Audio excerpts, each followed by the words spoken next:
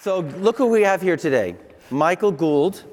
This all started with Michael at a barn in York. How many years ago, Michael? 12 years ago now. 12 years ago. Yeah. So we owe this all to you.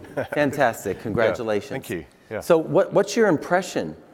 It's just great to be here. I just love to hear the enthusiasm of our customers. You really realize when you're growing up, when you come to the user conference, and as I was registering on Monday morning, I was asked to show my photo ID. So I thought, hey, we've really grown up when you can walk in and nobody knows who you are. So that's great. But I love getting the enthusiasm from our customers. I met Monday night's reception, met Bernadine Wood from the Abilene Christian University in Texas. They only signed up as an Anaplan customer in December. They'd built a data hub. They'd gone live with their first application in finance. They had 5 or 6 use cases lined up to go move on to. They're speaking at the conference here and evangelizing Anaplan, and that's all in 3 months. And that's just it's fantastic to hear that kind of level of enthusiasm for amongst our customers. Isn't it? Yeah. Yeah. So you've been spending more time out on the road with many of our customers. Yeah. What are some of the other themes that you're hearing? So I think there's a lot of desire from our customers to help them move forward. So I was at a large telco here in the US a few weeks back, and they had a number of Anaplan projects underway. They'd done using Anaplan for territory and quota planning. They were in the middle of what was actually a fairly tough project for product-level profitability analysis that they were running and going live. They were just kicking off zero-based budgeting. They had 3 different partners engaged, and this is very typical of a large, complex organization. A lot of different people engaged in the process.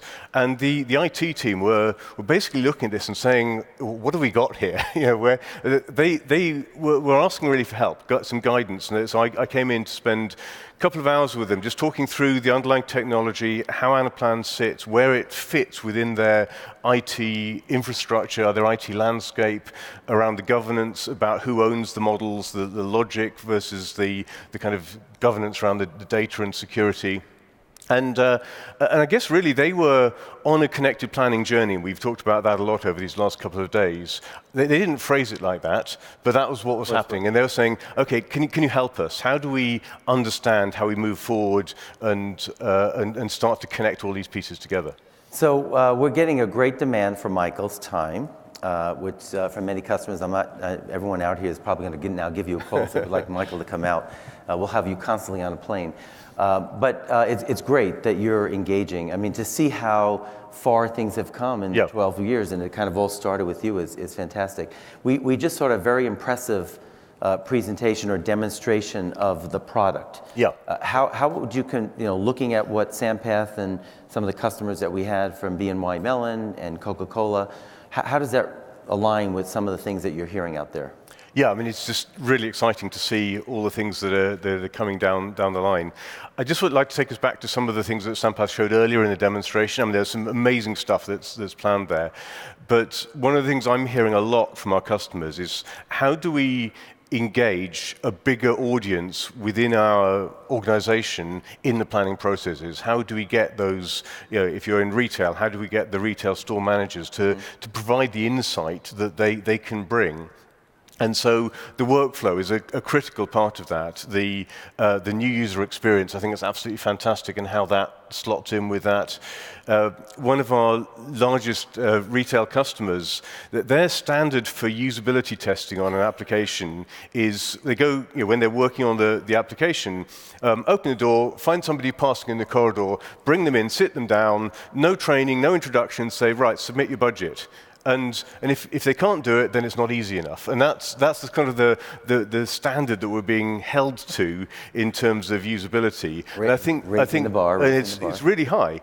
But when you look at those capabilities in terms of the workflow, in terms of the new user experience, the data entry forms, the tiles, the dashboards, that'll all help. And then I think the other thing I'm seeing is, there's a lot of complexity. We've heard from some of the largest organizations in the world in terms of the planning processes that they're trying to run.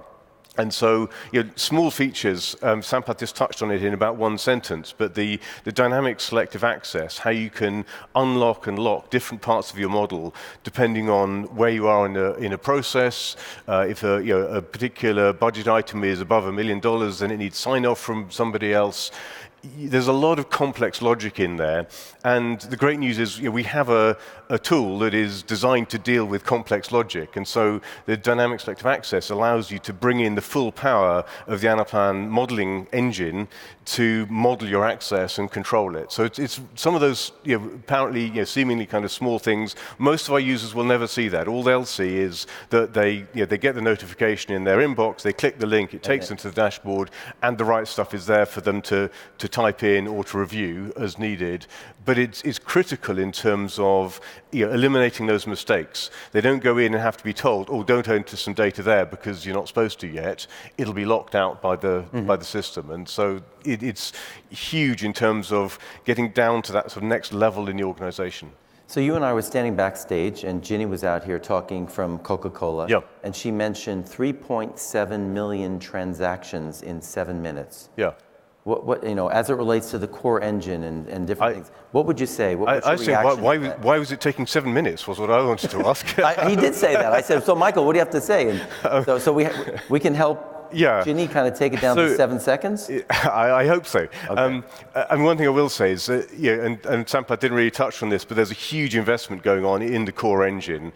Jack's done an amazing job with Duncan and Sampath in ramping up the teams this year. We actually doubled in size the whole product and engineering team last year, adding the same number again this coming year. So it'll go from the beginning of last year to the end of this year, that team will have trebled in size. And part of the focus is having a couple of dedicated teams working on the performance and scalability of the core engine. Really exciting to see. It's too early to be talking about specifics in terms of what's going to come out of that team. But I don't want people to think that there's nothing happening there. There's a lot happening. So, Michael, we have another minute. Personally, I know you've accomplished so much here within Anaplan. Tell us a little about what's happening on the personal front. Right, yes. So, I do find time to do the odd thing outside Anaplan. So we have a big family. A big family. Wait till you hear. So, we have some birth children. We've adopted a few, but over the last year we've started fostering. So we're opened our home up to refugees or children who've been trafficked into the UK. So we're never quite sure how many people there are going to be at home. We had a great incident happened a couple of months ago. We were at a bonfire party back in November, and somebody asked my wife and I, just standing there, met somebody for the first time, said, how many children do you have? And simultaneously, my wife Emily said 7, and I said 8. Oops. A little bit of, I think there's a case for getting back to a single version of the truth. That's what we want to get to. But I applaud you for what you're doing. It's really a great to see how you and Emily are really helping out. Yeah. I want to thank you, Michael. Again, we would not be sitting on this stage or having everyone in this room today without what you did and taking that creative, innovative approach 12 years ago. So fantastic. Thank you. Thank you. Thanks, everyone.